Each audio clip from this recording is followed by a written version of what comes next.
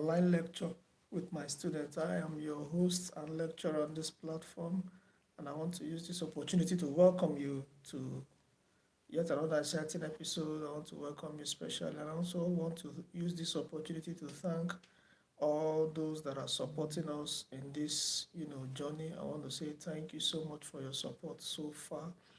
And those that are my subscribers, I want to welcome you, and I want to thank you for being there whenever we come live like this. You are always available. I want to say thank you so much, and I also want to indulge those that are not yet subscribers of this channel to please consider subscribing with us, and then go ahead and clicking the notification bell beside the subscription bell, so that whenever we come live like this or we post subsequent videos, you'll be the one of the first to be notified.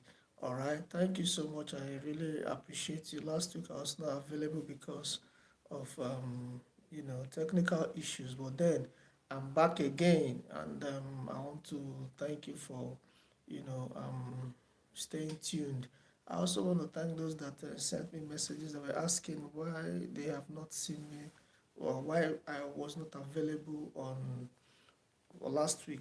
When I gave that, I told them that I'll be available today. I want to thank you for checking up on me. Thank you so much. I really appreciate that.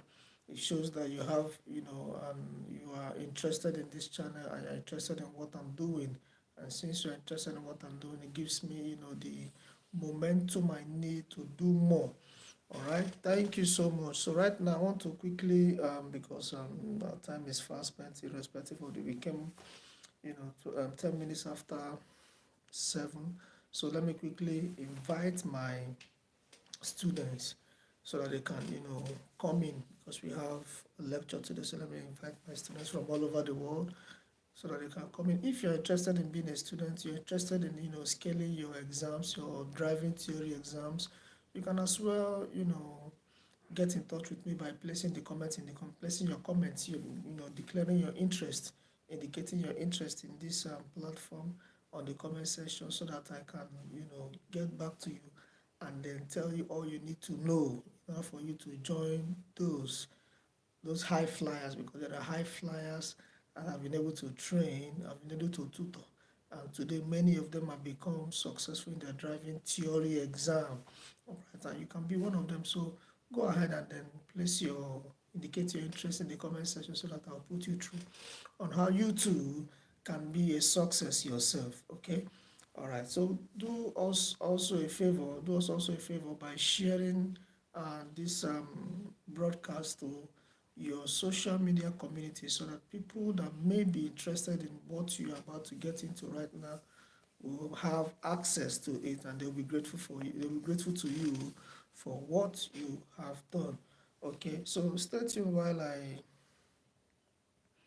get back to my distinguished students, so that they can join us and be part of what we are about to share and to talk about today. Okay. And please, if you have any questions as regards to our subsequent lectures, please do us a favor or go ahead and share those questions. Let's see those questions in the comment section, so that I can, as soon as I'm done with this lecture, I'll give, even in the course of this lecture as well, I can go further and then explain to you all that you need to know as regards to driving theory. Okay, so you go ahead and then drop your questions that has to do with driving theory. Questions that has to do with driving theory. Okay, then I'll answer them for you. So please go ahead and do that, and also continue sharing this video, because I believe there are so many people out there that are in need of what you're having access to. So share this video. If you're live with me, share this video so that other people can join. Okay, I look forward to seeing a whole lot of people. I look forward to seeing a whole lot of our subscribers that are scattered all over the world, to join us here as they learn one or two things that pertains to driving. As long as you are alive, even if you are not driving yet, it's a necessity. It's a necessity. If you're not driving yet, I believe you have an intention to drive in the future. So go ahead and then join this broker so that you will learn. You will learn because there's no knowledge that is a waste. Okay, there's no knowledge that is a waste at all. Don't wait until a certain time in your life because the time waits for no one. Time waits for no one. The other day, I saw somebody online, and the person was celebrating, was saying that she's 50 years old, and she just got her driving license. 50 years old and just got her driving license. Well, I said congratulations to her because 50 years is a milestone. But then, these things are being renewed according to age. Now that she's 50 years, if she goes for her first renewal, she will only get 5 years. They will not give her anything more than 5 years. Her first renewal will be 5 years. All right. In fact, before she has to, she'll be using that driving license for 5 years because once you get to 50, thank you so much, Tino. Thank you for coming. I wanted to share this video as well, share this broadcast so that people can engage and understand one or two things. All right. So, like I was saying, this woman was was being grateful to herself and to God for getting the driving license. It's good that she got it at the age of 50, but then there are disadvantages when you get these things from 50. Why? Because you know when you are 50 and you go for and get your driving license, the duration that will be given to you is 5 years. Okay, 5 years. Unlike when you are much younger, maybe you are 40 or less than 40. Once you go for the driving license, they give you driving license for 10 years because they know that you have age on your side. But when you get to 50, they begin to reduce it. When you get to 70, they reduce it further. From 5 years, it will be 3 years, and so on. Okay, so that's why it's advisable when you have the opportunity. Even if you are not in Italy, you might find yourself in any country. When you have the opportunity now that you are young, you can go for this thing and then get it because it's a necessity. It's good everybody knows how to drive. It does not matter your gender, whether you're a male or a female. It's a good thing if you know how to drive. You have the knowledge, the foreknowledge of driving. It will ease, if you're a family person, most of it will ease, it will ease stress for you. It will make you less stressful. You will discover that once you know how to drive, you will not have to go to the bus stop and then go and hang and wait for a long time before, or wait for the bus during harsh weather conditions, under harsh weather conditions, wait for the bus. You will not be reliant on the bus service anymore. You will be reliant on yourself. Why? Because you know that you can drive. But the situation whereby you cannot drive, you rely on the bus, and there are most times when the bus will come and you are not available, they will leave you behind. Okay, the bus does not wait for you. You are the one that has to wait for me. So all those stresses will be alleviated drastically when you know how to drive. So get involved with what we teach here, and then you'll be glad you did. All right, let me quickly admit our students that are coming in. Follow us as they join.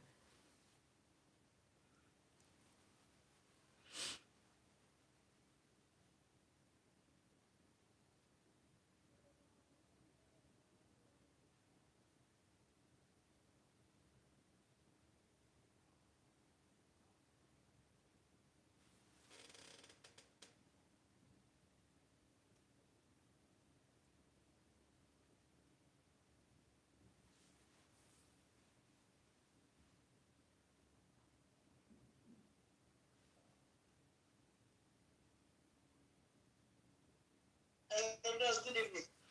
Good evening, madam. How are you doing? Fine. Happy weekend. How is the family? Okay. Okay.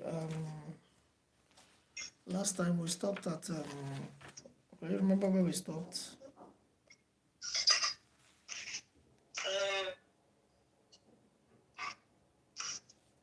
It's like if I'm not mistaken, it's like 251. I don't know. No. 251.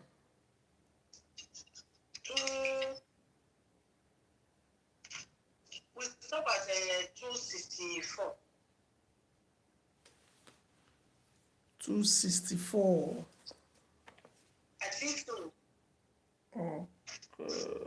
Okay, 264. I think you're right. You're right. We stopped at 264.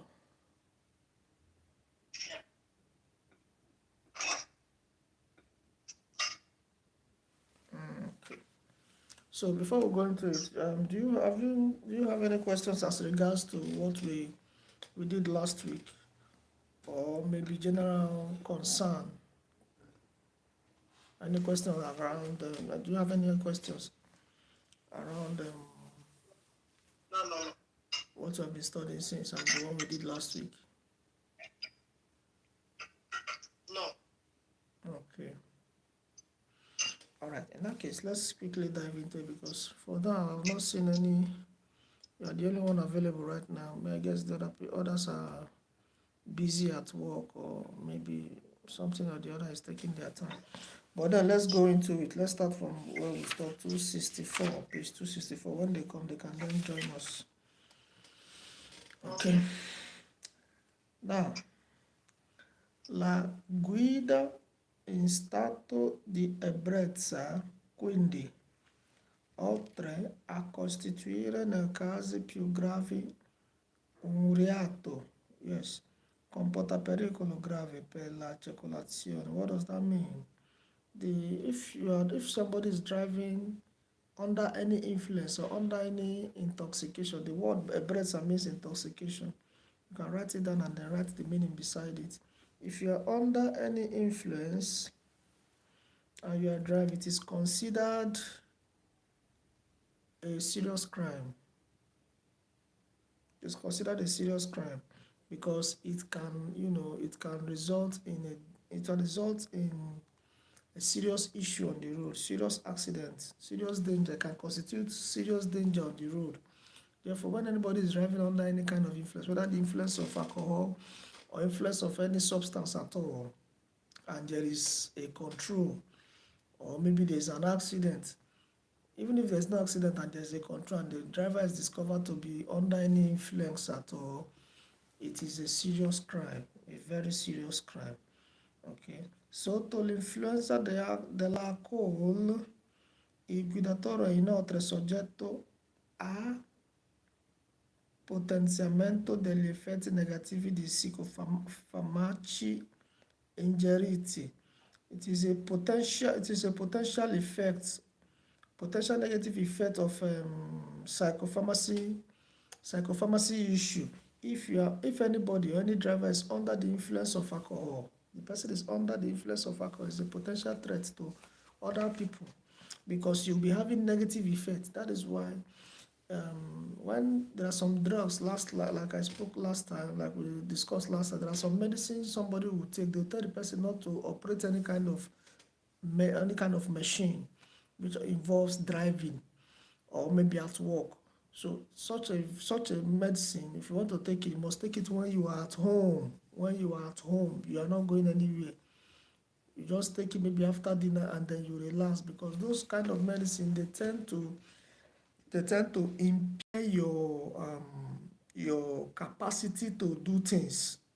Sometimes there are some you will take like this, they will be making you feel dizzy, as if you want to sleep. You understand? These are the reactions you get when taking such medicine. So such medicines, before you take it, they will write it behind it in those what's it called? Those folio, those paper inside those packets. They write it there and say, don't do anything, don't operate anything, any mechanical equipment. Don't operate any mechanical equipment after taking this kind of medicine. You understand? The reason for it is because it causes nausea sometimes. It causes dizziness. I told you last week, I said there's this powdered medicine that is good for catarrh. When you take it, it helps to, open. If you have catarrh, your nostrils are blocked. You can take it. It will help to open your nostrils and then make you sleep well. Catarrh does not allow somebody to sleep well. So such medicines, when you take such medicine, you're not supposed to drive, because once you take it, the next thing it does is to keep you dizzy. It will make you so dizzy to the extent that before you know it, you will sleep off. So somebody that kind of medicine has such an effect on him or her will discover that they are not supposed to do anything. Just if the sleep comes, they just go and sleep. Okay, so that's what they're saying here. Now the next one is errata valutazione della velocità e della distanza di sicurezza. Yes, when somebody is under the influence of alcohol, particularly, you discover that the person does not evaluate speed and security distance, which is the distance that is equivalent. It does not evaluate speed. It does not have the capacity anymore to evaluate speed. It might be driving at 50 and it might be driving at 120, and to the person will think that it's not even moving. You think that it's not even moving. Why? Because the capacity to understand has been impaired. The capacity to understand has been impaired. The capacity to know what you are doing has been impaired. So such an individual is under the influence of alcohol. All right, and alcohol is spirit, so it controls. When you take it too much, it controls the mind, it controls the person. So errata valutazione della velocità e della distanza di sicurezza means error in evaluation of speed and the evaluation of distance at the sicurezza, which is your security distance. There's an error there. Why is there an error there? Because the person cannot evaluate it very well. For instance, a person might be driving, due to the person is under the influence of alcohol, might be driving at 120 km per hour, but to the person will feel that this is just 50 km per hour. Okay, so all these things used to affect. The next one is perdita del senso di equilibrio e di coordinazione dei movimenti. Yeah. Such a person will lose the sense of equilibrium. Equilibrium is when all things is equal, all things being equal. Okay, when all things being equal, the person will lose the sense to calculate equilibrium and also lose the sense of coordination of movement.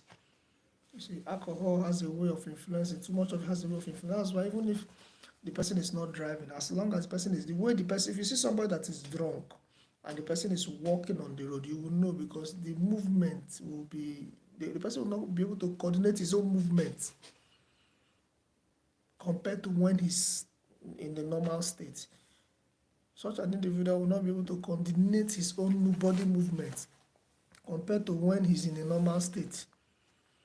You understand? So that's why such a person that is driving, anybody that's under the influence of alcohol cannot drive, because even the movement of it, as it's moving, he cannot coordinate it, talk less of how to coordinate the movement of a vehicle.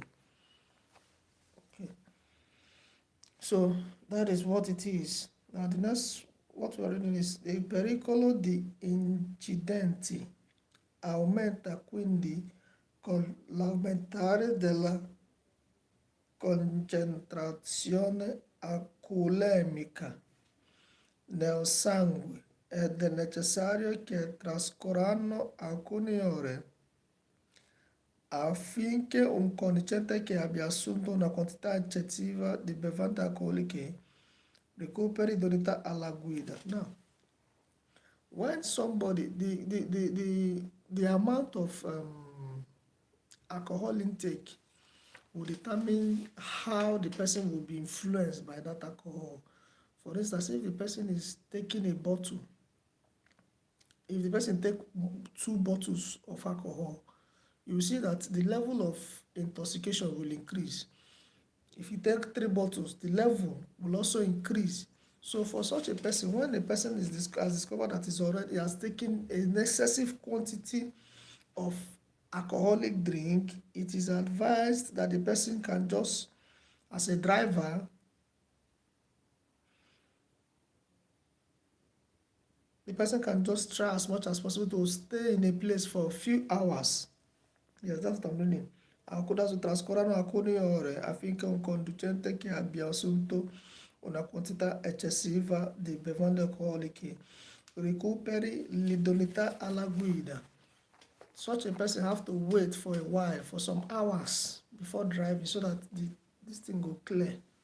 The alcoholic intoxication will clear from the person's face or from the person's system before such a person can drive. Ok, il recupero può essere ancora meno veloce se il conducente ha contemporaneamente assunto anche dei farmaci. Now, for the person to get back his consciousness, it depends. It can be a little bit slower, most especially if the driver has taken, after taking alcohol, the driver now took medicine. Okay, it will take a while.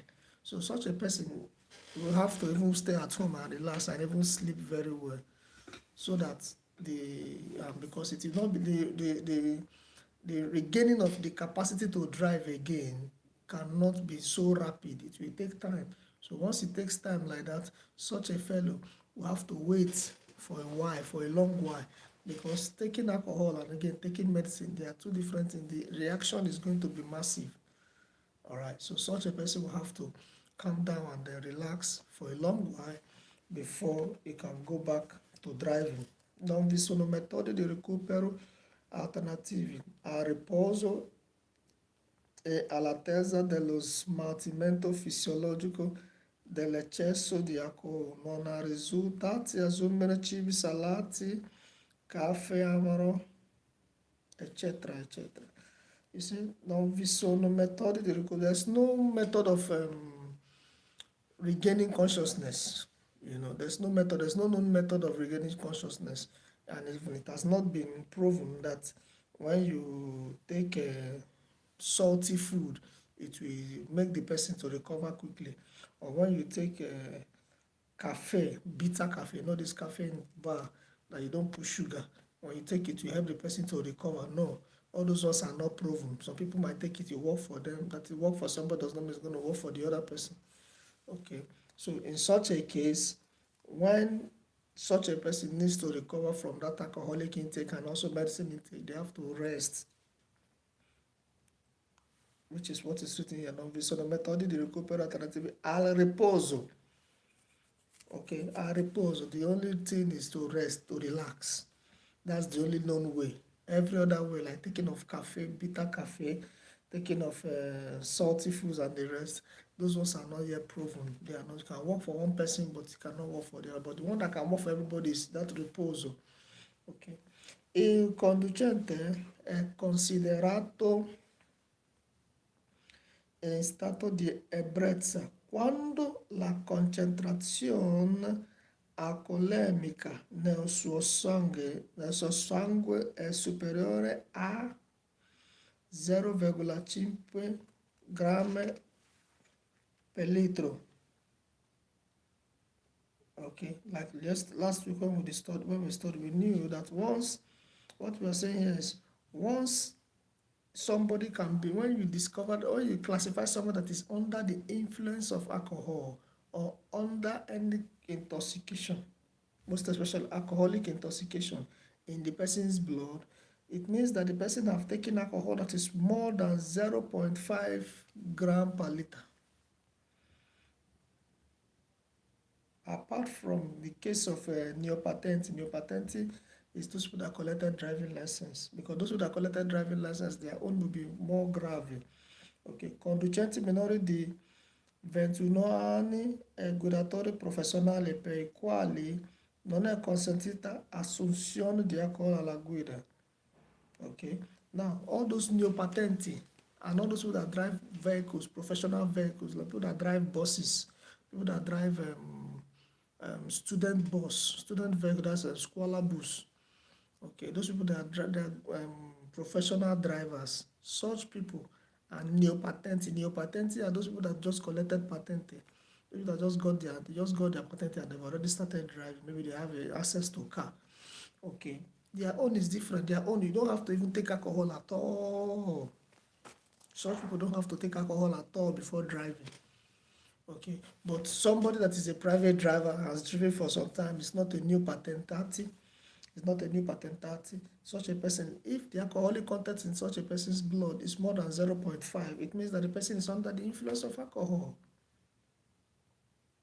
You understand? Gli agenti possono sottoporre il conducente a test. Yes, all these police agents, whenever they control somebody and they see that the person is behaving in such a manner, they suspect the person is under an influence, they used to subject the person to a test. They place the person on a test, ad esempio con l'etilometro per valutare lo stato. That etilometro, that's the apparatus for measuring the alcoholic content of the person in the person's system. So it's like a balloon, you blow it. So when you blow it very well, they ask you to blow it very well. When you blow it very well, it has a way, that apparatus measures the alcoholic quantity in the person's system. You understand? If the person is not, and it works. In fact, I've tried it before. They've tried it with me before. When there was a time I had an accident, so it was a fatal one. So I personally by myself, I called the police. So when they came, they came with their van. When they came, they said, okay, what happened? I told them. They said, okay, no problem. They asked me to come in. They called people. They asked me to call, what's it called? Those people that used to tow vehicle, because the vehicle could no longer move. It has to be towed. So they told the vehicle. They came. Before they came, they had to interview me. I gave them the story of how it all happened, and they gave me that balloon to blow. I blew the balloon, and when I blew the balloon, they contributed to the vehicle. I knew I was not under any influence. If I want to drive, I don't even take a drop of alcohol. So it has been like that with me. So when they blew, I was not even bothered. When they blew it, they came back. They said there's no alcoholic content. I said, I know, I didn't. I'm not drunk. It's just something that just happened. So they said, okay. They started asking me other questions. So that balloon, when they came, whenever they control anybody and they suspect that the person is under an influence, or there's an accident and they suspect that such an accident might be as a result of somebody or the driver that's under an influence of alcohol, they give that person that balloon. That balloon is called etilometro. Yes, that's what it's called, etilometro. They give that the person to blow. When the person blows it and they measure it and they see that there's an alcoholic content in that person, that means the person is under an influence. Then they either fine the person or take one disciplinary measure or the other. Il rifiuto di sottoporsi ai test equivale ad essere considerati in stato di ebbrezza. So you also have the right, from this statement, you have to have the right to refuse. But once you refuse, it means that they will just take it that you're under the influence of alcohol. Okay, you're intoxicated. Once you refuse that you're not going to do it, that means you're intoxicated. Because if you're not intoxicated, you have to prove it by subjecting yourself under that test. Ok. Accettata l'infrazione, viene immediatamente ritirata la patente al trasgressore in attesa della successiva sospensione. Accettata l'infrazione, viene immediatamente ritirata la patente. Retirata la patente means when it is discovered that such a person is under the influence of alcohol, immediately they will revoke the patente. That means they will collect the patente from the person.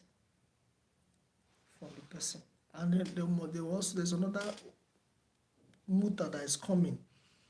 That is what they mean by successiva sospensione. Because once you are without a driving license, you'll be suspended indefinitely for a while. It depends on the case that is involved. There are some that are indefinite. Once they collect the person's patente, forget about driving.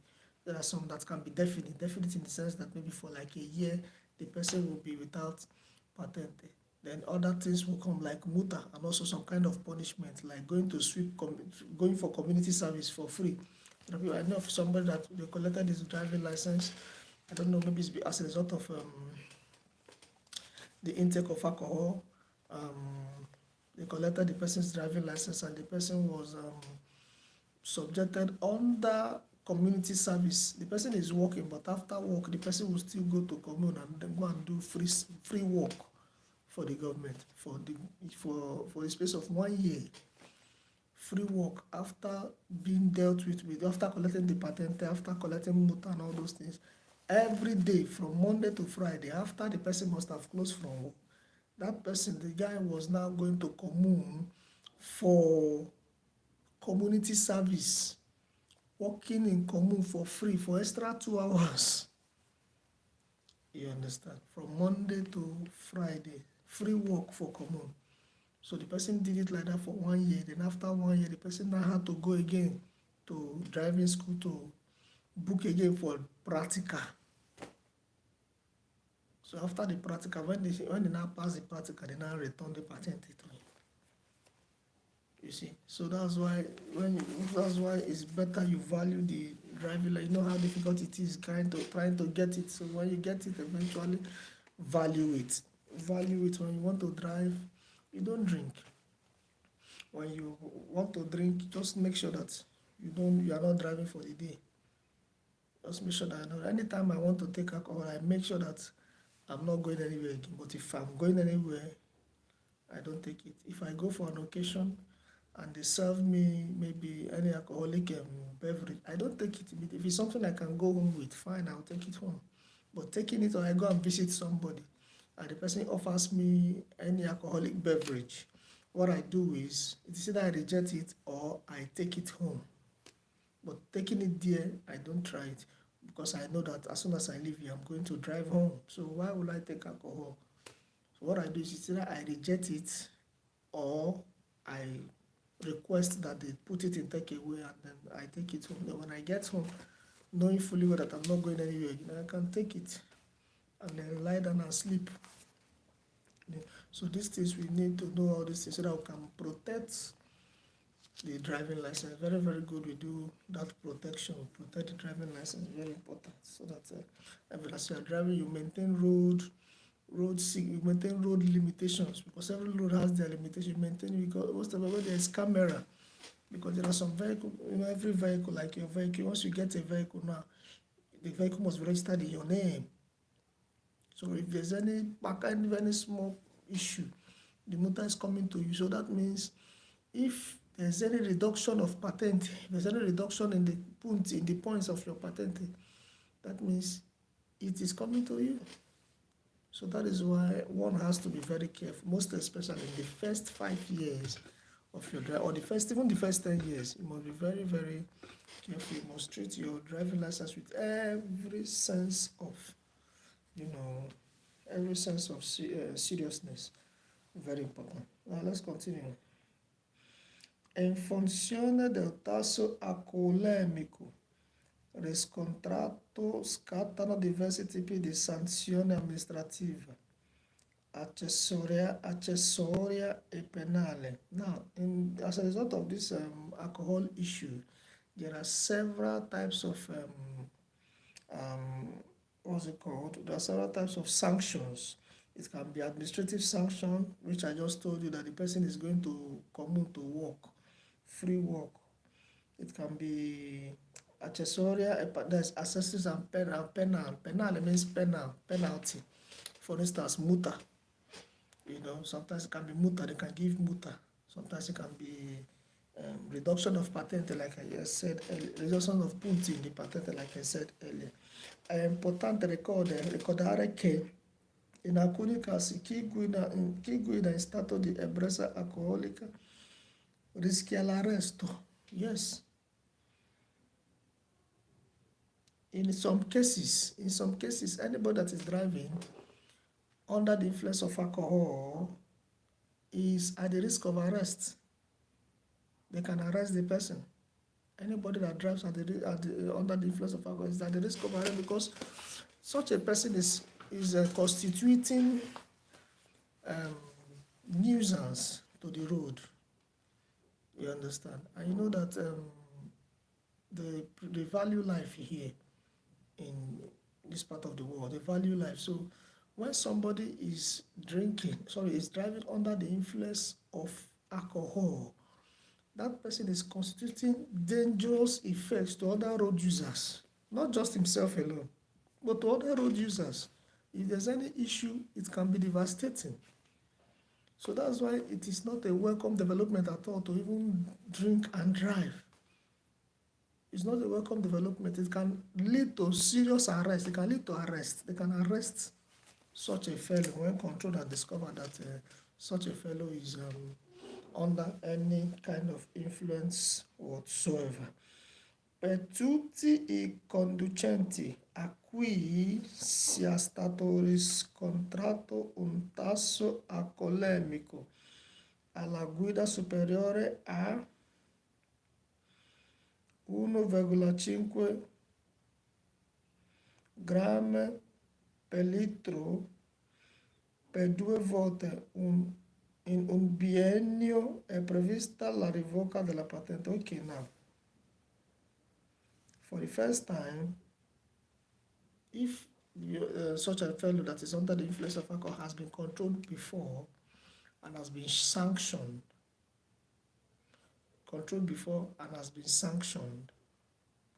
then as a result of that, maybe after sanction, the person passed, and again, in that same year, they control the person, and is the person still under the influence again, that is when they will collect the license. You understand? That is when they will revoke the license from the person. Qualora il tasso alcolemico riscontrato nel sangue sia superiore a 1,5 grammi al litro, oltre alle sanzioni già previste, il prefetto sospende la patente a tempo indeterminato. When the alcoholic content in the blood of someone, of a driver, is superior to 1.5 grams per liter, among other sanctions that has been given, the officer can suspend the patente, the driving license, indefinitely. That's what I mean by tempo indeterminato. Finché dopo visita medica specialistica sia accertato che il conducente non è un etilista cronico o abituale. Now, when such a thing occurs and the driving license is revoked by tempo indeterminato, what do I mean by tempo indeterminato? That is indefinite. If the patente has been revoked indefinitely, indefinitely means no time. There's no time they are going to give it to you. It was not stated the time they will give it to you. The only way such a person can get that patente back is when the person goes for control, continuous control, and the doctor certifies after several controls. You can take even a year. The doctor certifies that there's no longer alcoholic content in the person's blood, number one, and number two, the person is not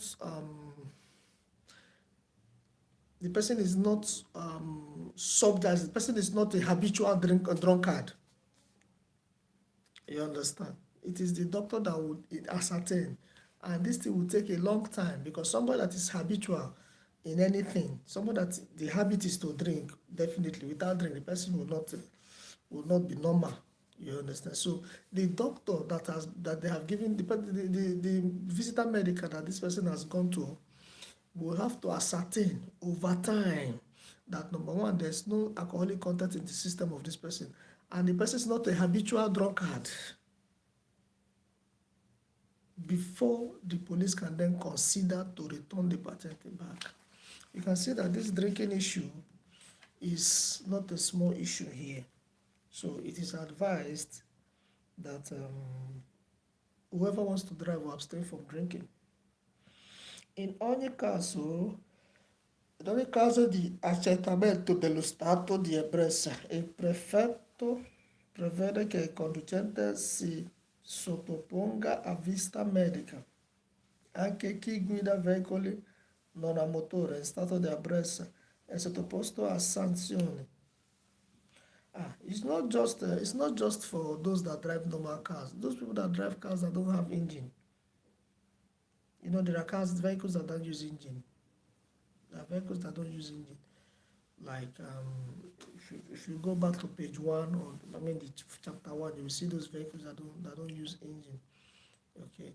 Those vehicles are there in chapter 1. You will see them. And then this one, what they're saying is even it does not only involve those that drive vehicle within it. Those that don't have vehicle, they're also under these sanctions too.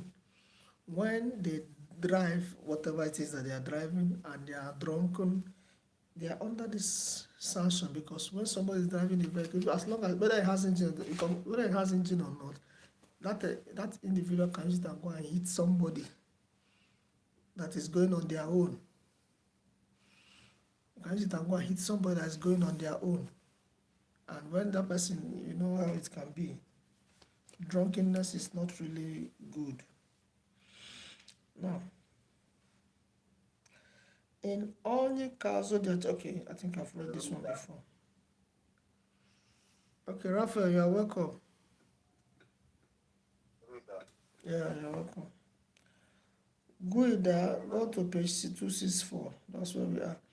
Guida sotto l'influenza di sostanze stupefacenti. Now let's look for this word stupefacenti. It's an Italian word that we need to clarify. I'll ask you to write it down so that you can, write the English meaning. I'll ask you to write that word down.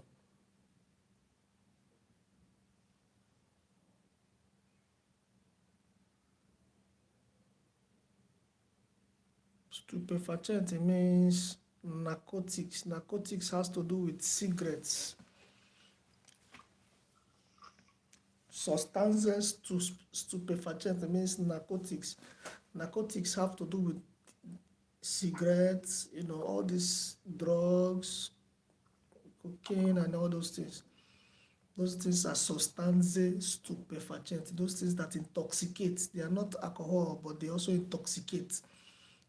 Like hashish and the rest. All those narcotics, they also intoxicate. So we are asking us, we want to talk about guida, driving under the influence of these things. That is what we just mentioned. È vietato guidare in condizione di alterazione fisica e psichica.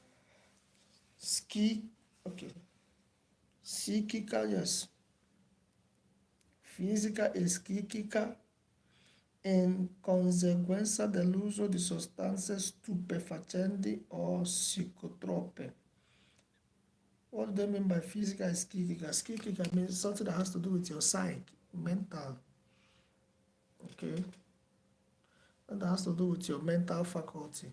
That's what they mean by psychical. But physical, something that has to do with your physical outlook. Okay? È vietato guidare in condizione di alterazione fisica e psichica in conseguenza dell'uso di sostanze stupefacenti e psicotrope. Let me even look for this word psicotrope. Very important. It's important to look for the word psicotrope.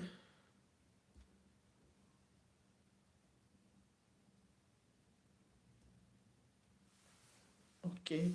Psychotrope means psychotropic. Psychotropic has to do with the mind also. Anything that's talking about psycho. Psycho means mind, mental, something that has to do with your mental faculty.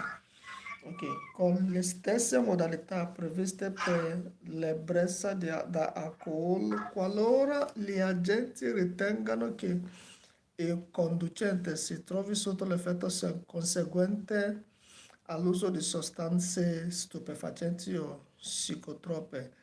Essi hanno facoltà di accompagnare il conducente presso le strutture pubbliche competenti per accertamenti approfonditi, copia del quale viene trasmessa al prefetto per gli eventuali provvedimenti. Now, just like when somebody is under the influence of alcohol,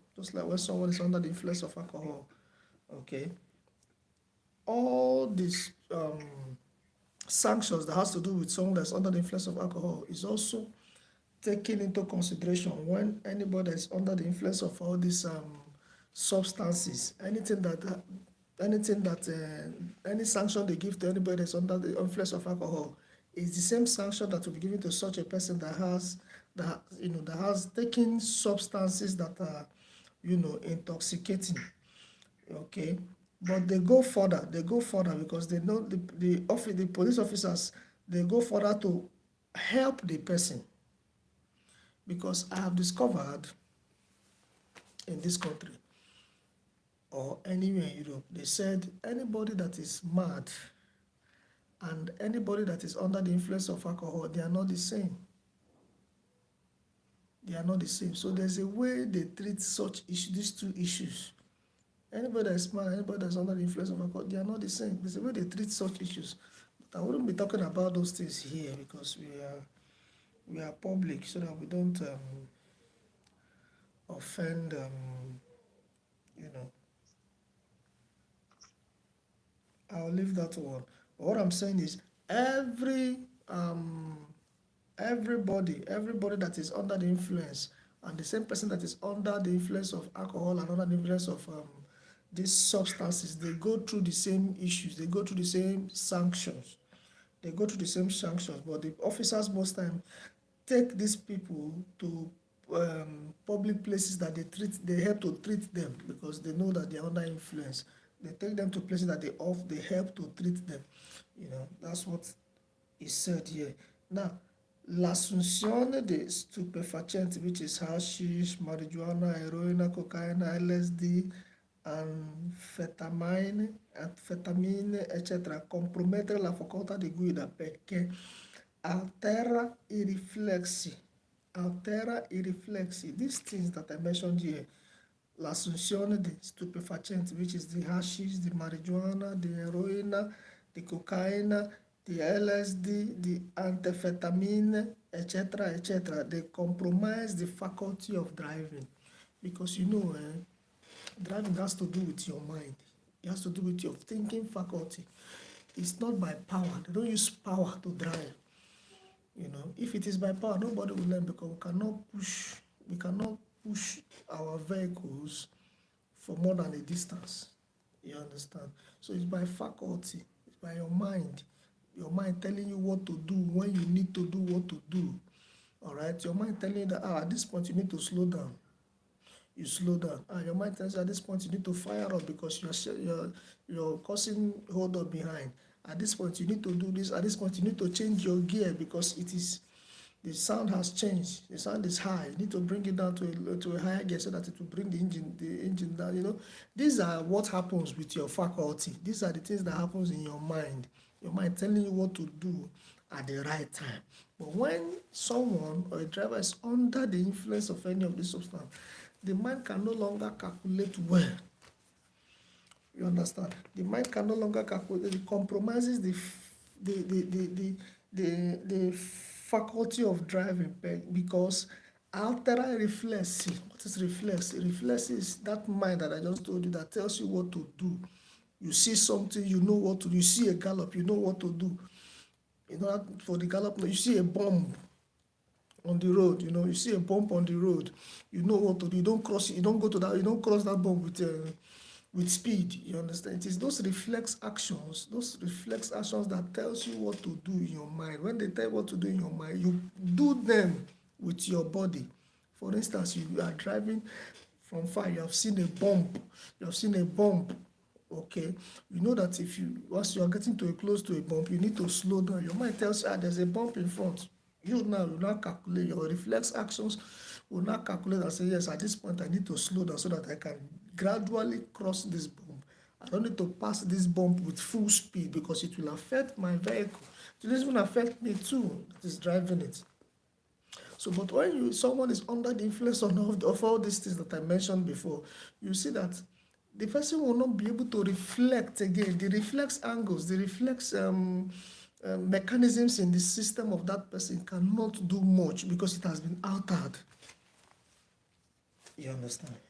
So that is why it is dangerous to drive when somebody is under any kind of influence at all. La coordinazione dei movimenti e le percezioni, just like I said, your coordination of movement, your precision, your precision, which has to do with your sight, has to do with your hearing. Okay, because most times, like I said, the senses are what we use to drive. The senses of the sight, the senses of the hearing, and all those things.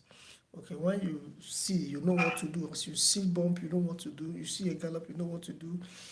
You see, as you're approaching as I'm going forward, as you will see, hold up. You know what to do when you get to hold up. You understand? You don't just continue to speed and brush every other vehicle you see on the road. No. When you are getting close to where there's a hold up, you calm down, you reduce, again. So these are the things your senses tells you what to do, and as they tell you what to do, you quickly do them. But when someone is under the influence, they are not able to do all these things. They're not able to do all these things and do them well. Okay, they're not able to see clearly. If you look at this diagram beside what we are reading now, you see that the driver is like is inside a river. He's driving inside the river. And when you're inside the water, you don't see well. You understand? When you're inside water, you don't see well. Sometimes you will not be able to even open your eyes clearly because you are inside water. So that's what it looks like. That's what it looks like. So if somebody is inside water and the person is not able to do well, how much more when the person is driving inside water? That's what it seems like. Anyone that is under the influence of any of these things is seen to be is like the person is driving inside a river, and you know how difficult it can be. Okay. Inoltre può causare sonnolenza. Sonnolenza means sleeping. When somebody is dozing off, you feel like you want to sleep, and when you want to sleep, you feel tired, self. When you are dozing off, that's what they mean by sonnolenza. You understand? It happens to everybody at one point in time. Maybe you're watching TV, all of a sudden sleep, come they carry you, come they begin they nod like this. That's what they mean by sonnolenza. Od eccitazione, il tutto aggravato dalla possibilità di stati di allucinazione e di perdita di coscienza. Yes, perdita di coscienza, that is loss of abilities. Let's look for the word. Let's look for this word so that I will get it very well. Coscienza. The loss of coscienza. Okay. Consciousness, that is it. Loss of consciousness, that is it. That's what it means. So please underline that word, write it and look for the meaning. And write the meaning behind it. The meaning is consciousness. When there's lack of consciousness, you're not conscious of what you are doing. You're not conscious of your environment. You're not conscious that you are driving. Because driving is something that you must do with conscious. It's just like when you are walking. You are at work and you are walking.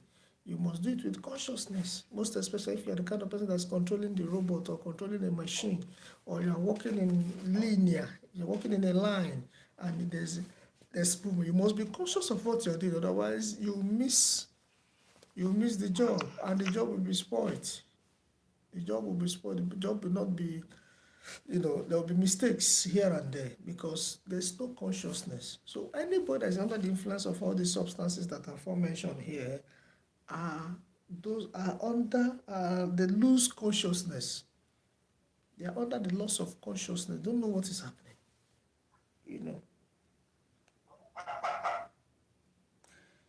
Chi ha fatto uso abituale di droghe può conseguire o conservare la patente solo se dimostra di avere smesso stabilmente l'uso di tali sostanze. Chi ha fatto uso abituale di droghe può conseguire o conservare la patente solo se dimostra di avere smesso stabilmente l'uso di tali sostanze. Anyone that is a habitual drug a drug addict, let's use the word. Anyone that is a drug addict, for the person to go for this patente, go to school and do other things and get it, the person must first of all show that he is no longer a habitual drunkard again. He must demonstrate that he has stopped this drug, that is, he has stopped anything that has to do with drunkard, to be a drug, that is, he has stopped everything that has to do with taking of this substance. You understand? Before the person can then go and then study and then go for exams and pass and do other things like every other person needs to do. That means anybody that is a habitual person that takes drugs, that takes all these substances, is not allowed to go to, driving school. It's not allowed. Ok. A tal fine dovrà sottoporsi ad accertamento presso la commissione medica locale che dovrà verificare che il soggetto non è più tossicodipendente. Yes. And it must not be by mouth. Say the person say you not do again, they take drug again, you won't talk am by mouth. No. The person must be under, the person must go under series of tests in the hospital. So it is the hospital that will now give the person the certificate that the person will now take to driving school. It is certain, here is anything, you must have the document. If you go to school, you must have your certificate. Anything has to do with certificate here. So the person must present this certificate to the driving school that look, he is not under, or she is not on, no more a drug addict. Okay. Before such a person can then go to school. Because they have to verificare che il soggetto non è più tossicodipendente, it's not dependent on those substances anymore. In questo caso la validità di patente non può comunque essere superiore di 2 anni. You can see that these people, they know what they are doing. They care about people. They care about humans. Such a person that has decided that is no longer into drug anymore, after presenting the certificate from the hospital, and the person eventually gets the driving license by doing the necessary exams and succeeding in the necessary exams, the person will not have more than 2 years. The patented they will give the person will have the validity of only 2 years. These things most times can come out as you are doing your quiz. You can see the question as you are doing your quiz. Anyone that is under, that is a drug addict that has refused, that has stopped it, will have the patented the person will get will be 2 years, vero or false. So the answer is vero, because they give such people only 2 years, and nothing more. You understand? Unlike me and you now, that when you want to go for your own, now you will get 10 years. Such a person that was a drug addict before, a person wants to go for their own and they get there, they only be 2 years. Okay? So that is it. Chiunque guidi in stato di ebbrezza da alcol o da stupefacenti o rifiuti l'accertamento disposto dagli agenti è punito se il fatto non costituisce più grave reato, con alcune o tutte le seguenti sanzioni: arresto, forte ammenda, decutazione, punti patente, decutazione minus subtraction of punti in the patent, sospensione o revoca della patente, fermo amministrativo o confisca del veicolo. Now, these are the things that happens when anyone that is under the influence of alcohol or under the influence of these substances, stupefacenti, is punishable under law, especially if there's a crime as a result of that influence. A crime is maybe the person is under the influence of all these things, then there's an accident, and that accident becomes a fatal one, is a crime. So such a person, there are things that they will do to that person, one of which are, as I read, as follows. Arresto, they will arrest the person. Forte ammenda, what is forte ammenda? I'll look for it later. Decurtazione punti patente. Punti patente is the reduction of your patente points. Suspension or revoca della patente, they can suspend the patent, they can revoke it, they can call it back, they can take it for the person. Fermo amministrativo. Fermo amministrativo is a vehicle, is a kind of sanction given to somebody letting the person know that this your vehicle, as a result of one issue or the other, maybe the person is owing one thing or the other, can result in firmo administrativo. What they do is, when you have firmo administrativo, it means that your vehicle, you cannot drive your vehicle for some time, or you cannot drive it more than your city. You're only confined to drive within your city, depending on how the firmo administrativo is. You're only allowed to drive within your city. For instance, you live in Parma, you're only advised to drive in Parma. Once your vehicle has firmo administrativo, you're only allowed to drive in Parma. Once you go out of Parma and there's a control, they will seize that vehicle.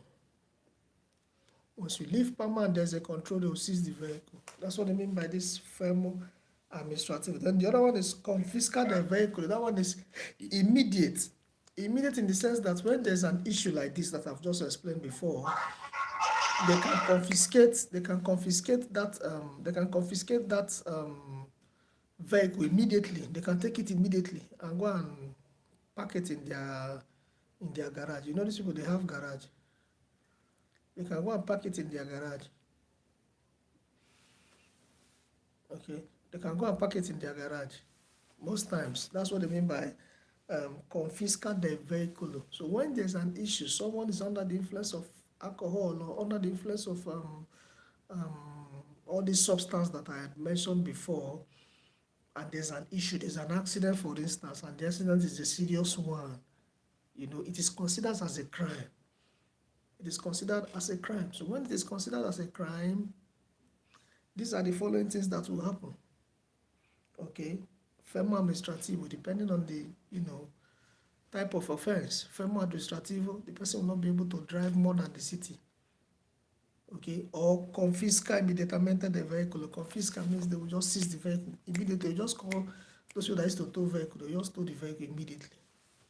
So that's the difference between firmo administrativo and confisca del vehicle. All right, so is there any question so far on what we are, is there any question so far of what we've treated?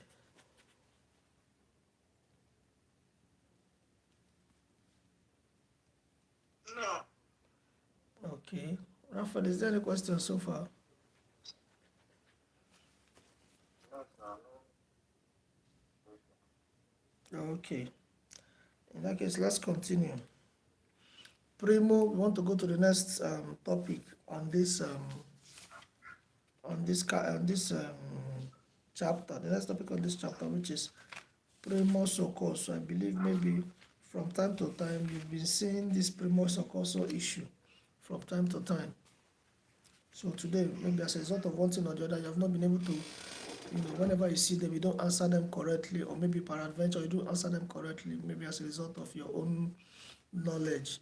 So right now, let us treat it so that we'll know whenever we see those questions, it will be good for us to answer them correctly. Primo soccorso. Soccorrere. What is primo soccorso? We already know what is primo soccorso. That's first aid. First aid treatment given to anybody that is, you know, sick before the arrival of a doctor or a medical practitioner. The first kind of treatment, it can be done by anybody as long as you have the idea. As we continue, we'll be seeing how these things are treated, you know. But that first aid treatment given to any patient before the arrival of a doctor or any medical practitioner.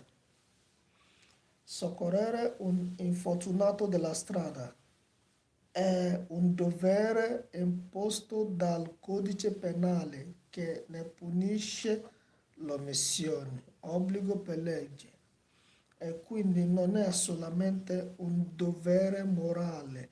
Soccorrere un infortunato della strada, that is to help, or to give or to offer first aid to any infortunato della strada. Infortunato della strada means accident patient. That's what it's called in Italian, infortunato della strada, accident patient. Said è un dovere imposto dal codice penale, by the government, penal code.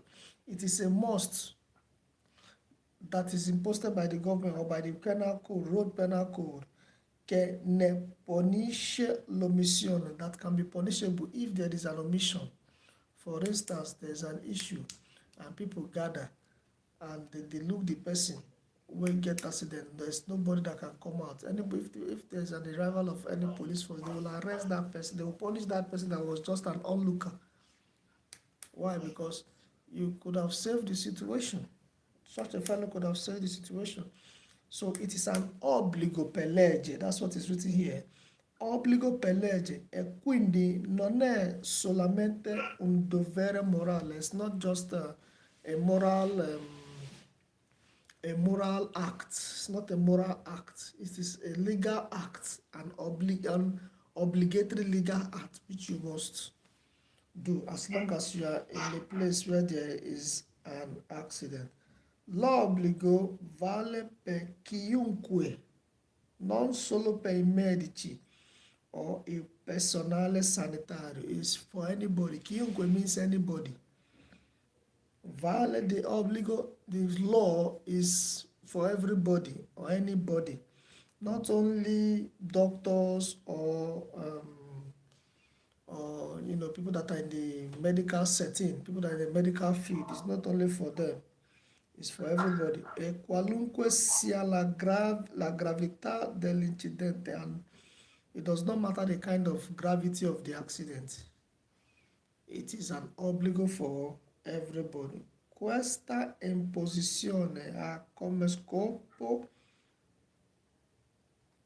quello di evitare che il ferito subisca ulteriori danni fisici e talvolta può significare salvargli la vita. Ok? Questa imposizione ha come scopo quello di evitare che il ferito subisca ulteriori. Yes, it means that this kind of treatments, first aid treatment that are given, is just to ensure that the person that the injured person as a result of the accident does not undergo or does not go through further injury again.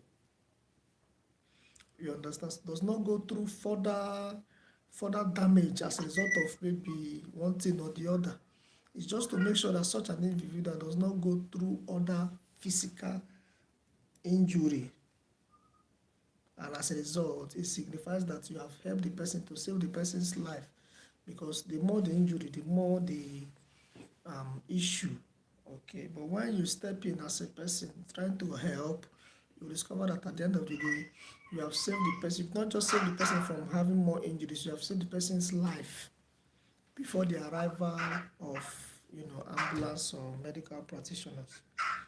Okay. Il fine del primo soccorso è quindi quello di cercare di mantenere in vita il ferito con semplici e immediati interventi.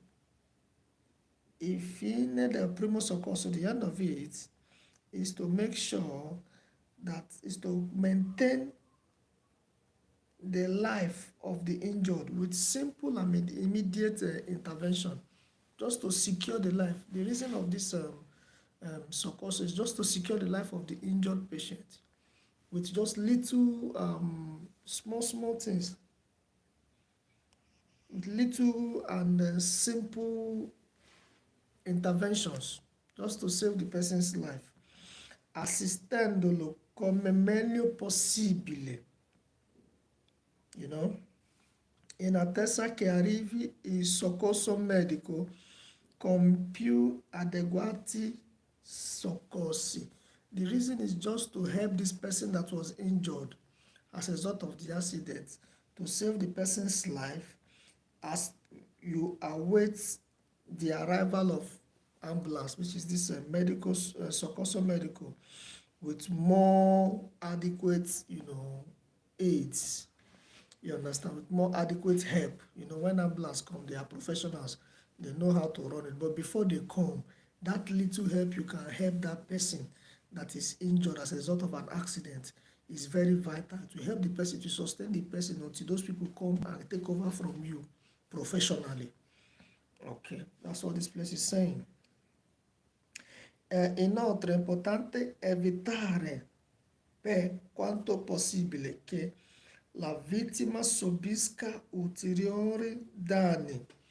Now, what is he saying? It's important to make sure that you don't allow the one that is injured as a result of this accident, you don't allow that one to undergo or to pass through more injury, you know, e impedire che al ferito vengano praticati interventi sbagliati o dannosi. You make sure as you are trying to help the person that the person does not, help the person does not injure himself the more. Sometimes shock can make somebody to do what they are not supposed to do.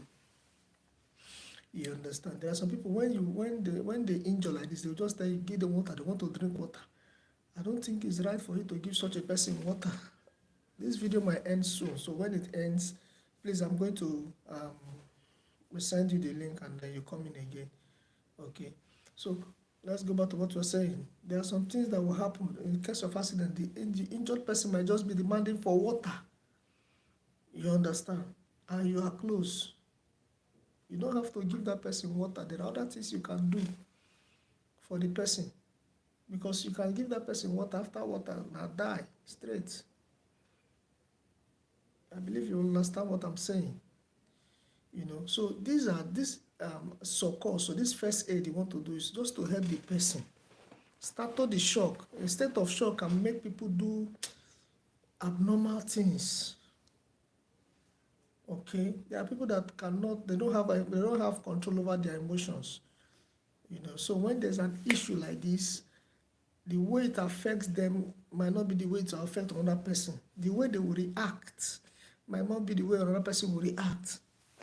So as a result of this, that is why this succor, so this first aid is allowed, so that to help the person to stay alive at least until the arrival of ambulance or medical practitioners that are professionals in the system.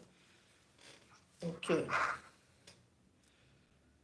A tal fine occorrerà segnalare l'incidente.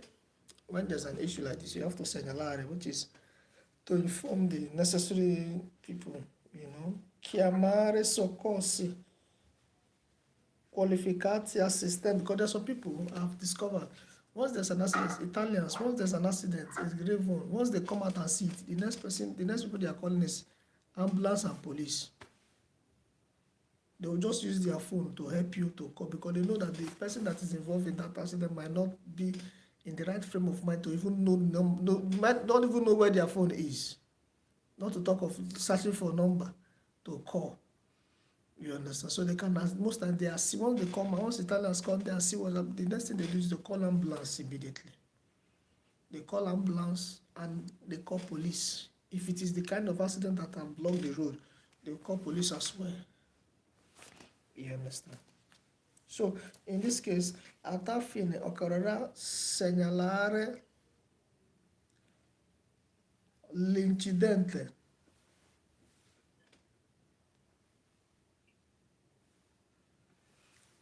A tal fine segnalare l'incidente, chiamare soccorsi qualificati is ambulance.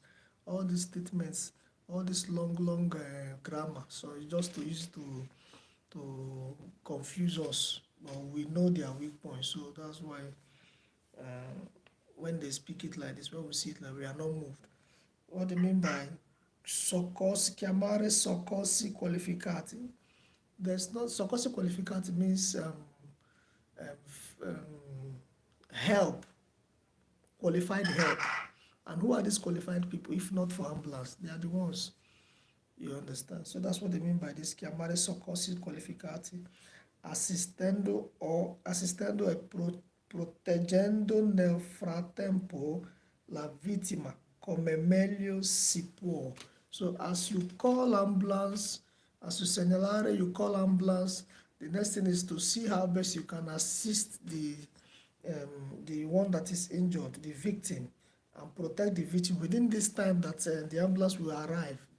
Before the arrival of the ambulance, the next thing is to look for how you can protect and assist the victim of the accident until the arrival of the ambulance as possible as you can.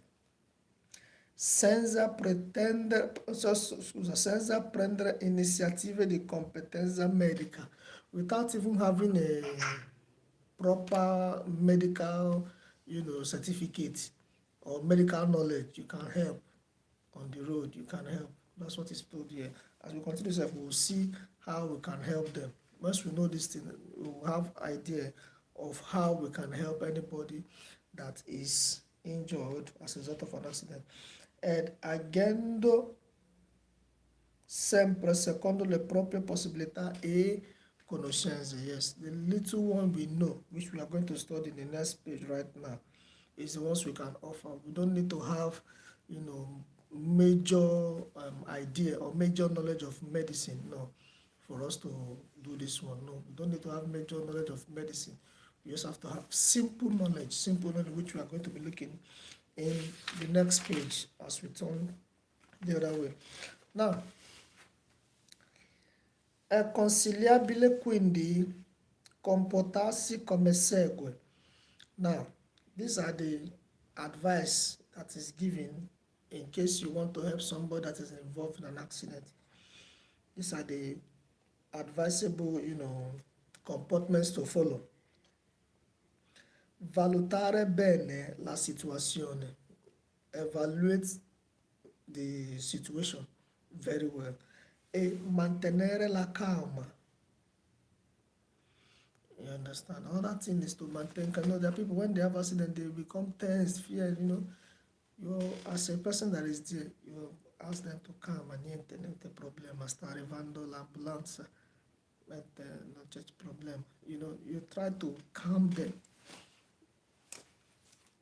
Ok? Accettare il numero dei feriti e possibilmente l'entità delle lesioni.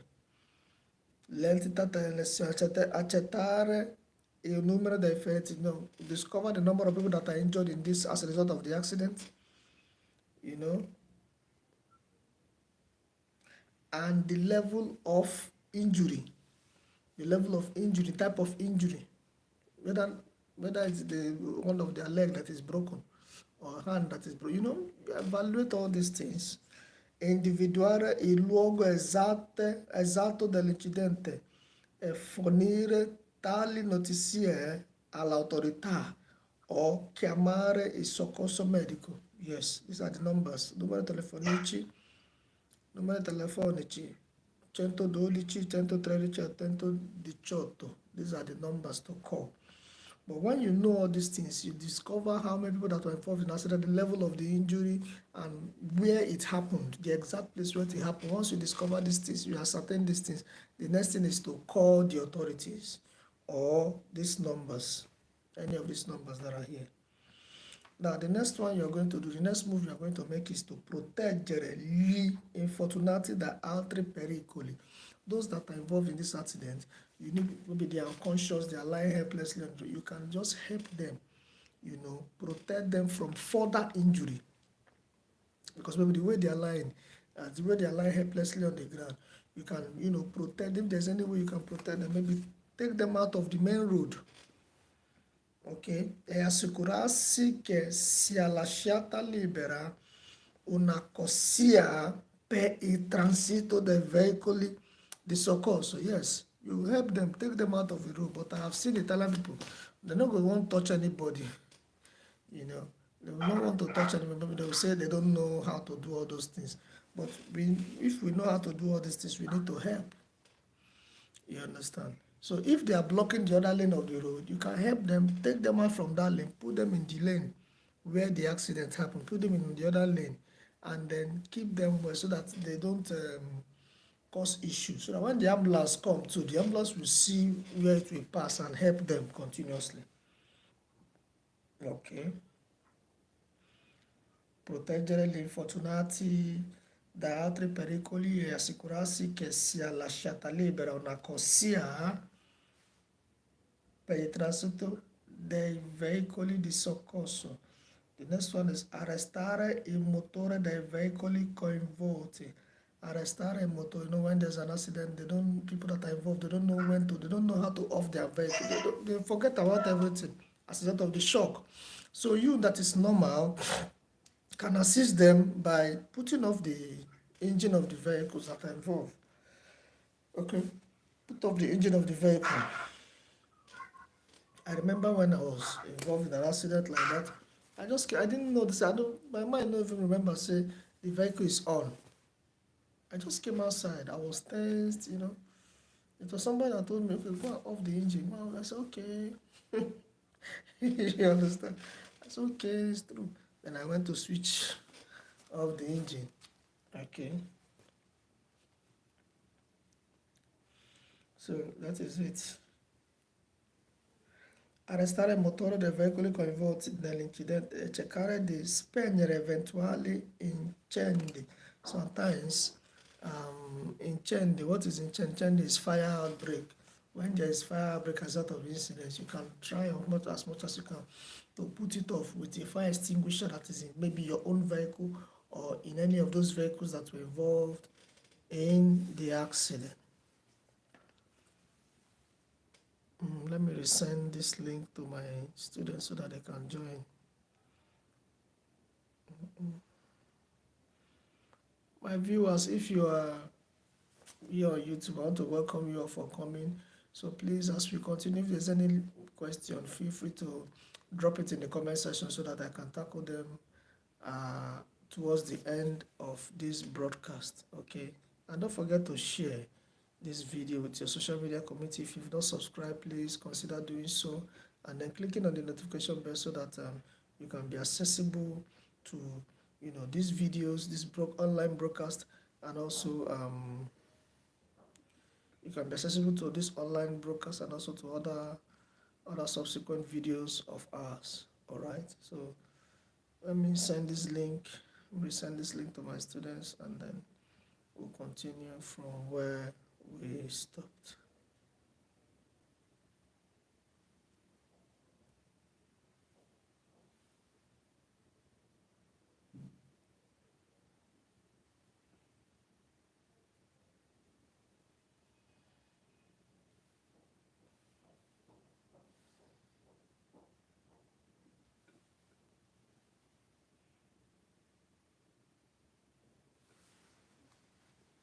Okay.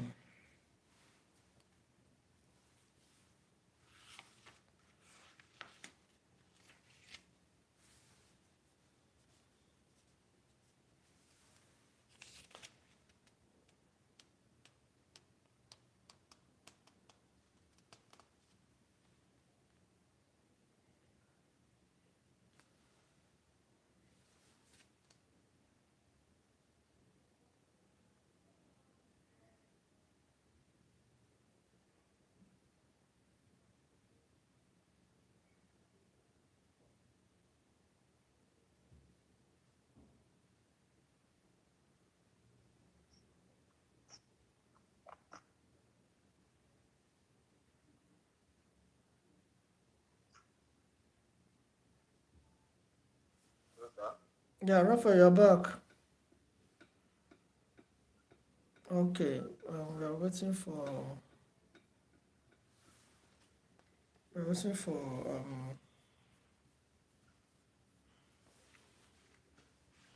anyway, let's continue so that when she comes, she will join us.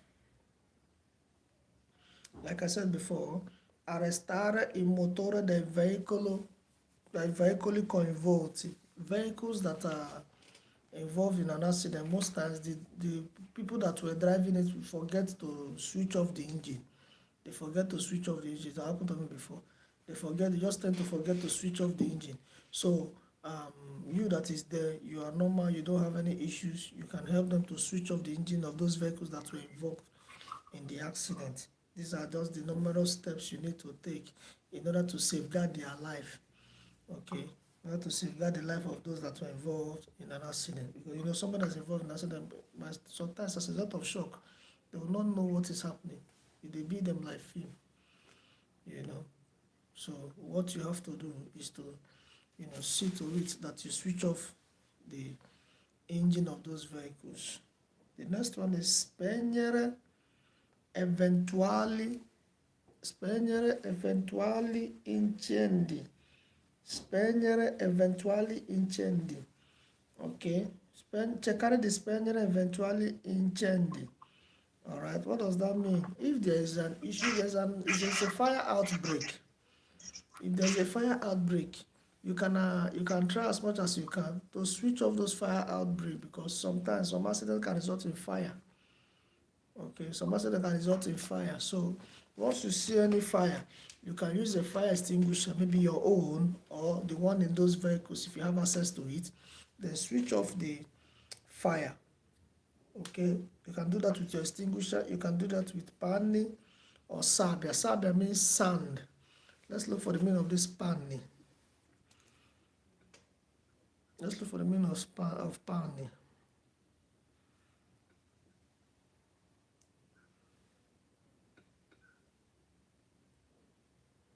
Clothes.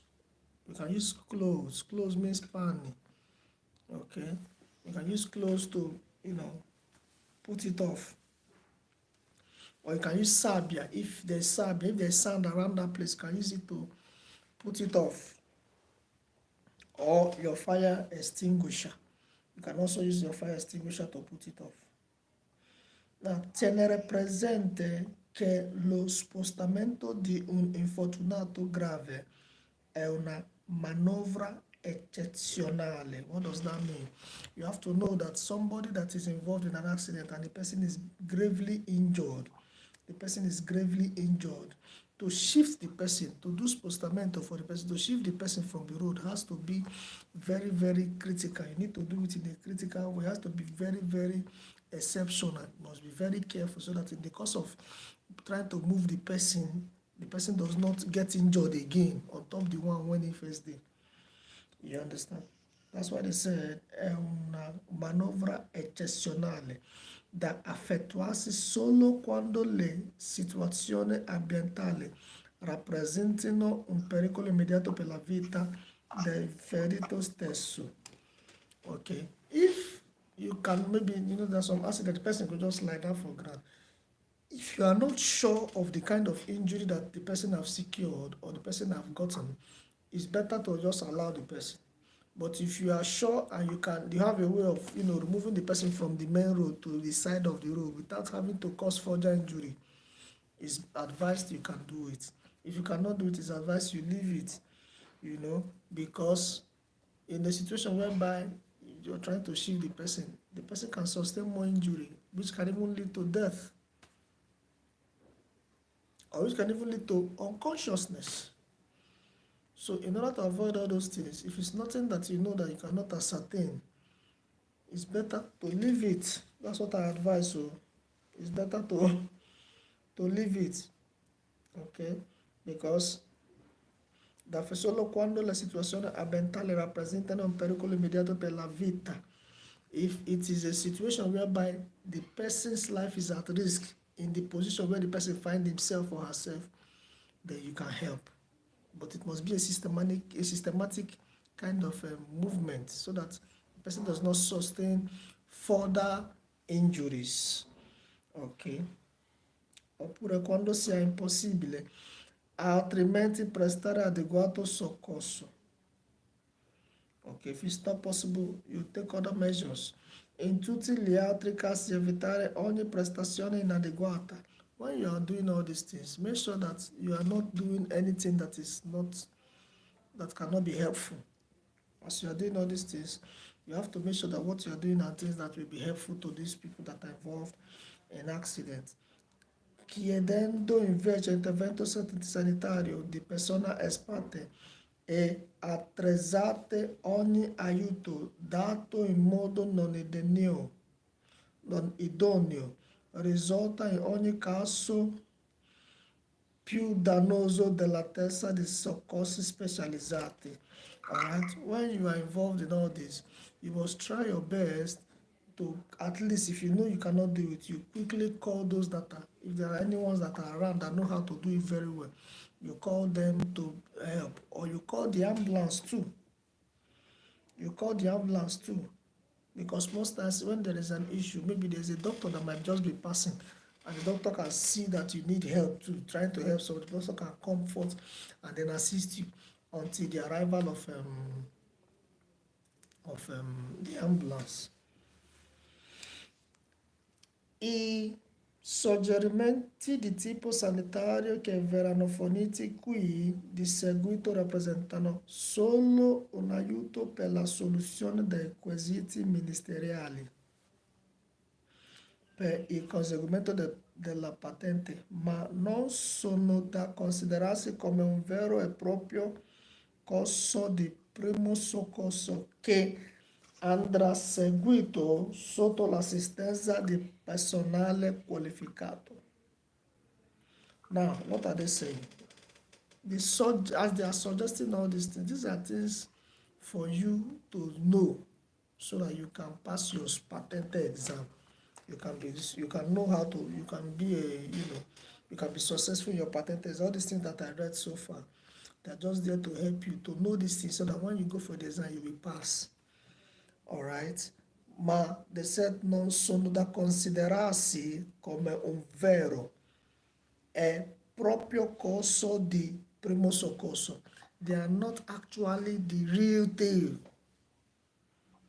They are not actually the real deal, but they are just there to help you grow your knowledge so that when you go for your exam and you see questions that are associated with this thing, you will be able to know it.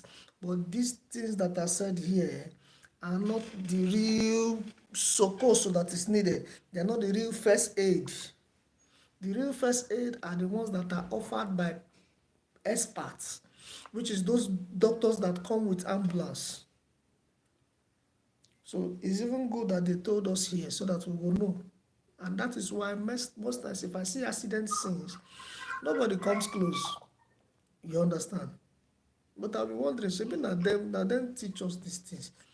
So we will learn these things. Why be said they know they do these things? Everybody go just do their own. Nobody comes close to that place. Why? Because of what I just read now.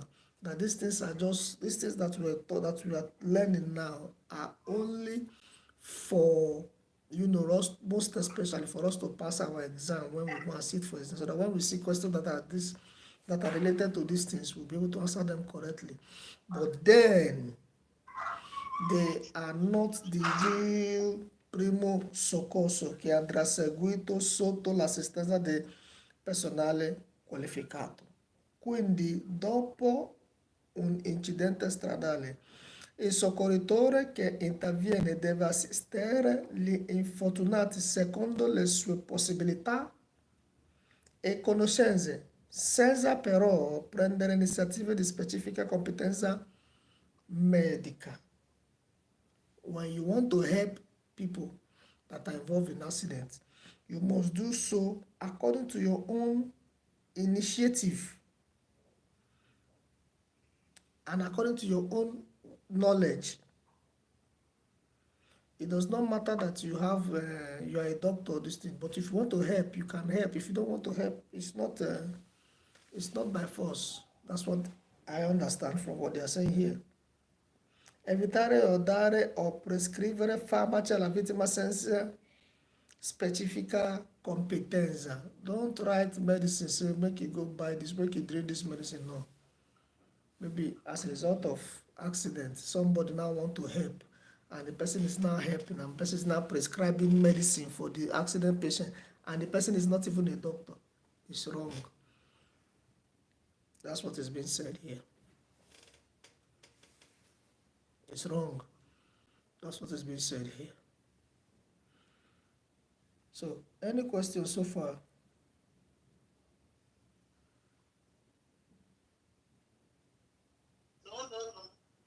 No questions? No. Okay, what about you? Yes, I don't.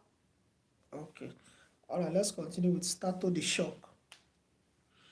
Lo stato di shock, che consiste in una caduta di pressione arteriosa, può essere causato da una forte perdita di sangue. Okay, the state of shock. You all know what shock is. Some people they talk and it shock you. All these comedians on social media, most times they say it shock you. But you know, there's a state called the state of shock. Most times it happens as a result of accident. When there's an accident, that's when it happens. Now, the stato di shock consiste in una caduta di pressione arteriosa. It's the fall of arteries, the pressure of arteries. Può essere causato da una forte perdita di sangue, strong loss of blood, da una forte emozione, forte strong emotion. When there's a loss of blood as a sort of strong emotion, and that strong emotion can be joya, rabia, etc. Joya means joy, happiness. Rabia means anger. These are emotions. These are different types of emotions. There's emotion for anger. There's emotion for joy. You know, strong emotions. These are strong emotions. Okay. So when you are in a state of shock, there's a loss of blood. There's a strong loss of blood, and there's also a strong emotion that you feel that makes the person to be in a state of shock. Da un forte dolore. These are reasons that can cause shock. Forte dolore means strong pain. Forte trauma. You know that time where maybe you jam something, you were not expecting to see somebody just scare you. You know how you feel. That's a state of shock when you are being scared. That's what I mean by this. They are unforte trauma. Maybe you were not expecting that somebody is in a place, all of a sudden person scare you. You know how you feel when you are scared. That's a strong emotion. You know, that's a strong emotion. That is a shock. That's a state of shock. Okay, so these are the ways whereby somebody can fall into a state of shock. It can be a loss of blood. As the person is losing blood, fear can grip the person. The person will be in a state of shock and become unconscious. You know, sometimes fear, sometimes strong emotions can cause it. All right. E rappresenta certamente un pericolo per la salute di chi lo subisce. Now, it represents a state of danger in the health of anybody. This state of shock is a state of danger in the health of anybody. You know, when you are shocked as a result of maybe one bad news, is a state of danger. It's not good for anyone. It's not good for anyone that is passing through it. Now, manifestazione principale. Pelle molto pallida e fredda. These are the manifestations of a shock. When somebody is in a state of shock, they are manifest. That's how you will know. The ways you know is pelle molto pallida e fredda. The body will be cold. Okay, battiti di cuore, the heart will be beating heavily. You know, battiti di cuore frequent, the heart will be heavily beating. You know, that boom, boom, boom, boom, boom.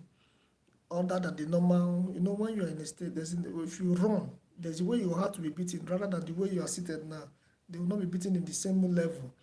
As the heart is beating right now, will be different from when you run. Your heart will be beating fast. So when there's a state of shock, the way you used to know that this person is in the state of shock is when the heart is beating fast. Okay? And there is cold heat on the forehead of the person. Heat, serious heat, cold one. And there is a state of agitation. Stato di agitazione. These are the principal manifestations to know that somebody is in a state of shock.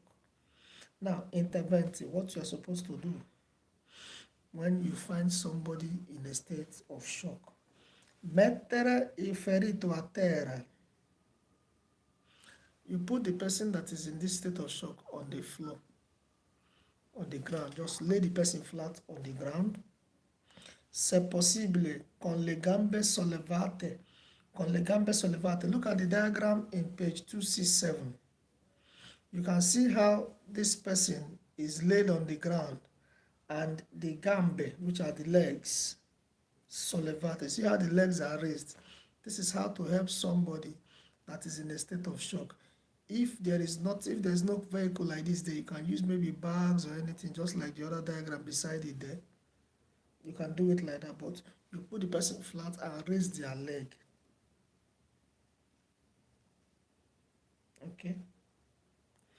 Coprirlo come meglio sia possibile per impedire che si raffreddi.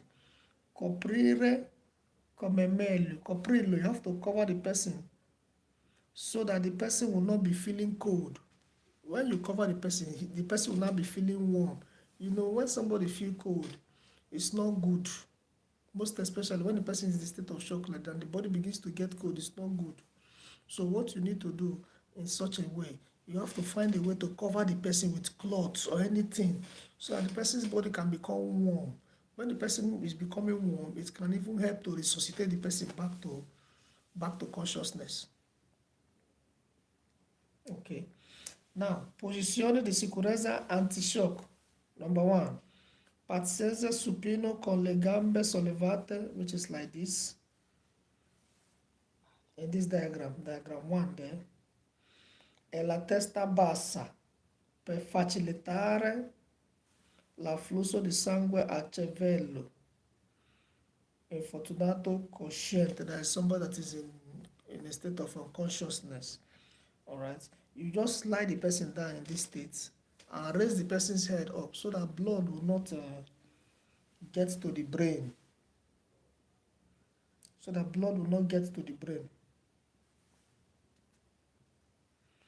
Non si deve mettere l'infortunato in posizione seduta. Look at this diagram 2 now. You see how the person is seated? It's very wrong. That way is very wrong. This is the diagram 1 that is the right way to help anybody that is in a state of shock. Ok, cercare di farlo camminare, schiaffeggiarlo, dargli da bere, alcolici neanche in piccole quantità.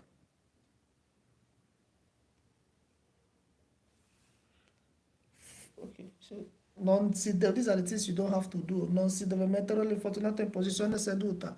You don't have to keep the person like this. You don't have to allow the person to walk because the person is in a state of shock. You don't have to hit the person or slap the person. You know, some people, when someone is in a state of shock, they begin to slap the person. No. You don't have to slap the person. That's what they mean by schiaffeggiarlo. You don't have to slap the person. You don't have to give the person anything to drink that is alcoholic, not even a small quantity. So these are the things that you don't have to do and the things that you need to do when you discover that somebody is in a state of shock. Okay? So this is where we are going to end for today. In our next time when we meet, we are going to start from stato di incoscienza. Stato di incoscienza. Stato di incoscienza is state of, what it means is state of unconsciousness. We are going to talk about the signs and the things you need to do in order to help somebody that is involved in a state of unconsciousness. So we'll come to the end of today's lecture. I believe you've been able to learn one or two things that are new because we've not treated this topic before. This is our first time of treating this topic. I believe you've been able to, learn one or two things that have been, that are new to you that you enjoy. So I want to know, how far have you been going with your quizzes? What are the difficulties you are encountering? How far have you been? Have you been doing better than before?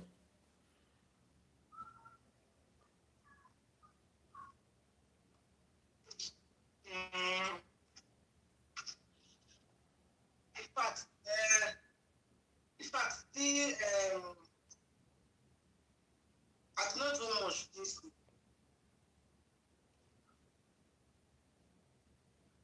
I didn't hear you, Shad. I said I did not do much this week. Okay. Okay, you didn't do my guess. Maybe you are busy in family life. I understand. Yes, I was happy bad diarrhea. Oh, sorry. So I guess maybe the change of weather. It's also affecting several people. Yeah, I understand. Sorry. Hope you are doing well now. Hope you are getting better. Yes. Yes. Sorry. Sorry. It's not it's not a do or die affair. When you feel like you want to take a break, fine. It's allowed. It's just that you must, when you take a break, you come back and continue. Until you get it, you don't have to stop. But if you need to take a break, you have to. You understand? If you need to take a break, you have to. But just be focused. Have it in mind, have it at the back of your mind that you are pursuing something. When you take a break, you still come back, and you don't take a break and forget about it. You take a break after a few times of break, you can come back, you still come back and then continue. That's how it is. That's how it is. It's understandable, I understand, because this week I didn't get any of your questions. I said maybe when we meet today I'll ask, but I didn't know that you were having such issues. The Lord is your strength. Thank you. Thank you very much. You're welcome. Raphael, you came late today. You went to work. Yes, sir. Yes, sir. Okay, I thought as much. Hope you are trying your quiz. Hope you are doing well with your quiz. Yeah, I'm trying. Okay. It's not like when I started maybe I can say that. The blessing on me. Okay, that's the most important. Most important is that you are improving, but don't quit, because quitters never win, and winners never quit. So you need to define who you are, whether you are a winner or you are a quitter. If you are a winner, you will know that you can't quit. Once you are a winner, you must have it at the back of your mind that you can't quit. But once you are a quitter, then there's no winning for you. So if you know that you are a quitter, well, but if you believe that you are a winner, then you have it at the back of your mind that you can't quit until you win. You get? So keep at it. Keep at it. Keep at it. I believe that by God's grace, this year, good news will come out from this our lectures that we've been having, by the special grace of God. All right, let me not take much of your time. I expect maybe within the week to see most of your questions. In case you are having any difficulty, send them to me as usual so that I can tackle them as soon as I am free. Okay. But until then, take care of yourselves and have a blessed week ahead. Okay, Yeah, my regards to everyone. Yeah, good night. Yeah.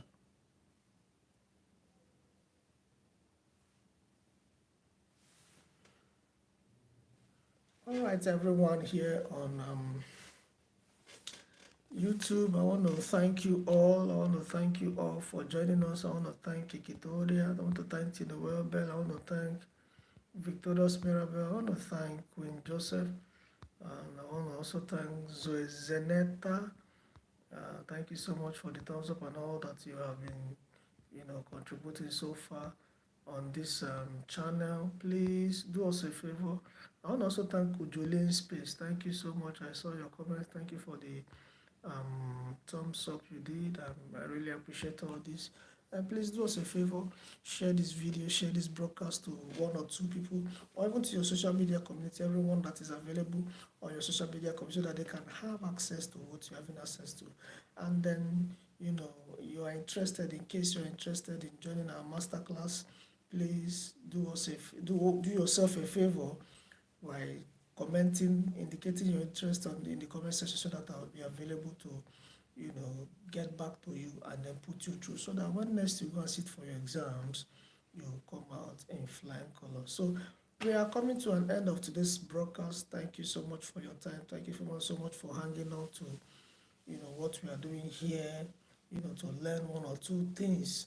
Thank you so much. I really appreciate you. And until when next we'll meet again in our next broadcast, do have a wonderful week ahead, and then stay blessed. Bye-bye. Thank you.